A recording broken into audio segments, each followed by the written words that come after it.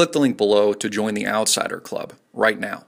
Find out how to avoid and profit from the economic collapse. Hey everybody, I'm Christopher Green. You're tuning into AMTV, Alternative Media Television. So according to Malaysian authorities, Flight 370 has been found. Not really. You see, they don't have any physical hard evidence at all.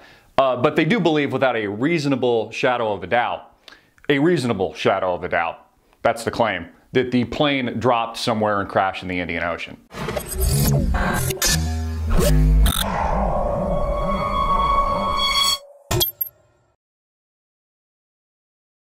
No hard evidence, no physical evidence, but it's been found in order to quell fears and to quell the conspiracy theories, which I believe to be fact, or more facts at this point than what we've been receiving from the Malaysian government, authorities, or the intelligence community at large around the world. Now, until we have and find physical evidence, there is no plane. It's simply and only conjecture.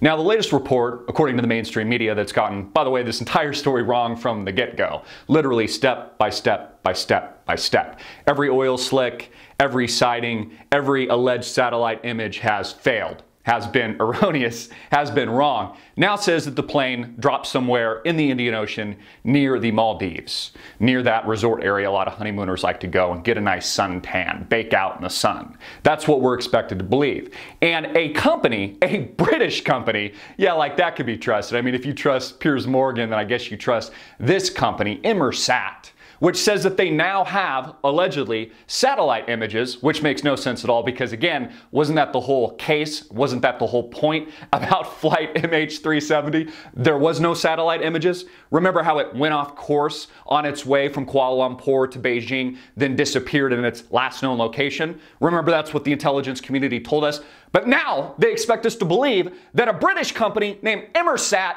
has images and satellite footage and data from space that says the plane crashed in the Indian Ocean near the Maldives. Again, this makes no sense at all. They must think you're dumb. And you know what really pisses me off? That they're blasphemizing the victims' deaths, alleged deaths. I actually think that they are still alive. The victims' family members have every right to be outraged, and I'm surprised they are not rioting in the streets. Of course, I'm almost positive that they'll launch a massive lawsuit against Malaysia Airlines and the intelligence agencies around the world, as they probably should, rightfully so. Again, the deaths, or the alleged deaths of these victims, the victims themselves that I believe are still alive, are being blasphemized by the mainstream media, the federal government, the Malaysian government, Malaysian authorities, and the intelligence community at large around the world. Again, connect the dots, folks. None of this makes sense. The fact that 20 members, 20 employees of Freescale Semiconductor out of Austin-based Texas that works and sells to the DoD, the Department of Defense, high-level tech executives that work and engage in cloaking technology, the technology of invisibility for war, for airplanes, for tanks, suddenly it happened to be the people, the victims on this plane that disappeared. Again, all of this is just a claim. You know what? I claim the plane was abducted by aliens. Don't believe me? Well, it's beyond a reasonable shadow of a doubt. See how that doesn't make sense? There's no hard evidence. There's no physical evidence.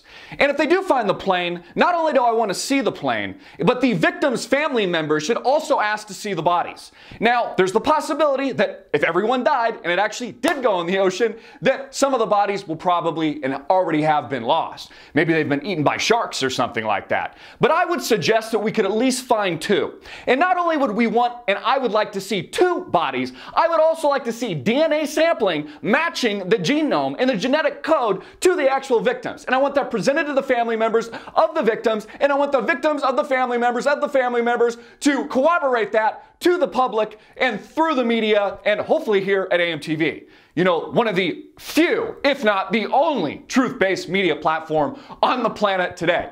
Again, none of this makes sense because, again, there was motive to hijack this plane, which is what I think happened. I think that the authorities, because they need to quell conspiracy theories now, they need to quell reality, they need to quell and contain the fears, the growing fears that after 2 weeks, a Malaysian airline, a commercial airliner, has gone missing. You know, if this was an act of terrorism, if this was a really well thought out plan, as we've discussed before, they'd be equipping this thing with a nuclear bomb and ramming it into a city, God forbid. Ramming it into an American or European city or really anywhere around the world. You know, if the terrorists at work here, either inside the federal government itself or outside of it, maybe a nefarious regime or a terrorist group, if they were smart, they'd capture a second plane at this point. Could you imagine the fears then? Could you imagine travel would just grind to a halt? I mean, who would want to board a plane then if two planes could disappear in thin air? Again, the plane's been found, folks, beyond a reasonable doubt. There's just no hard, credible evidence. So basically, it hasn't been found. It's all a lie. Again, there was motive here. There was motive, and there's been intense and very real speculation surrounding the pilots themselves. Not only two Iranians that have allegedly boarded the plane through a mysterious person who paid cash for tickets illegally named Ali. A lot of that propaganda, I think, just to displace Iran in the Western agenda to destroy their credibility and destroy their image. Again, the pilot's family, one of the pilots, who, by the way, also had a flight simulator in his house and just liked to fly airplanes when he wasn't flying airplanes, also had his family members, his wife and kids, leave his upscale Kuala Lumpur home compound one day before the missing plane took off and then disappeared. And again, remember, there were no satellite images until now. Until they needed to quell fears and they needed to quell speculation and they somehow needed to put it to bed. Of course we know they're lying to us. Of course we know this is bullshit because the facts don't add up, and that's the point. There is no facts outside of what we already know. There is no tangible, credible evidence. Until we have that, until we have bodies, until we have DNA sampling, we have nothing. What we have is the largest conspiracy, flight conspiracy, since 9/11.